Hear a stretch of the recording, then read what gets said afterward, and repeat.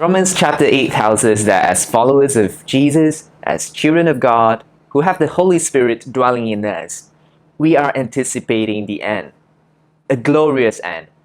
The day when our body is finally redeemed, the day when we will be finally set free from the slavery to corruption and enter into the full freedom and the full glory of the children of God. Yes, this anticipation should come really naturally as we align ourselves with the Holy Spirit and set our minds on Him, on our daily lives. Because as we do that, we no longer live according to the flesh, and we immediately notice the corruptibility of the body, which makes us look forward to the day this body will be redeemed. So Romans chapter 8 verse 23 describes that the children of God groan deeply within because of this condition. But it is not a hopeless groan because it continues to tell us in verses 26 to 27 that the Holy Spirit who dwells in us groans together with us. He intercedes perfectly for us. And that is not all to it.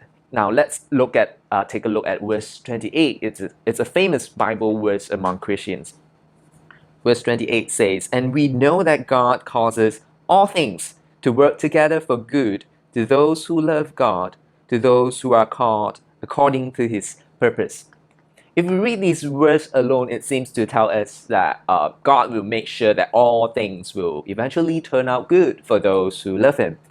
Maybe we'll have some unpleasant experiences, some unfortunate events happening to us. Still, God will cause all these to work for good for those who love Him. Now, we need to read in context, but if we read these words in the context of Romans chapter 8, it is actually stating one of our greatest help and assurance in this corruptible body. While we struggle to put to death the deeds of the body and to follow the leading of the Holy Spirit, God causes all things to work together for good to the children of God. Isn't this a great news for all of us who constantly groan in this corruptible body? Not only is the Holy Spirit interceding for us from within, apparently God is also causing all things to work together for our good.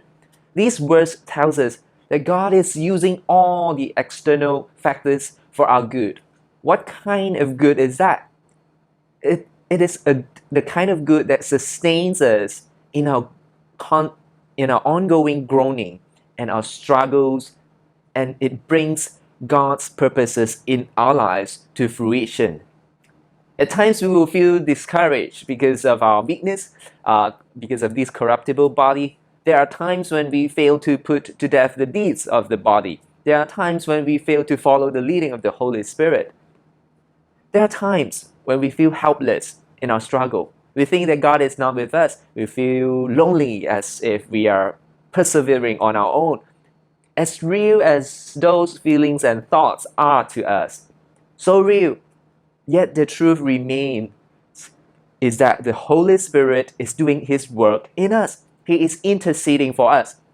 And also, God is doing His work around us. He is causing all things, all the circumstances, all the events, all the people, so all things, those that we think are good, as well as those that we think are bad. Or we may even not realize some of them actually taking place. But whether we know it or not, but surely God is causing all things to work together for our good.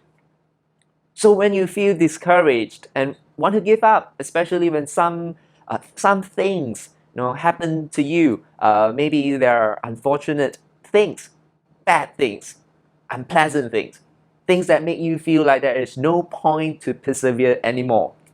Remember this: God is causing all things, including things that you don't like, things you don't see any point, things that you see that that doesn't bring any good in you, that will break your perseverance. God is bringing even those things to work together for His children's good. And before long, we will see the arrival of the redemption of our body. So hang on there, because the Lord is constantly helping us all.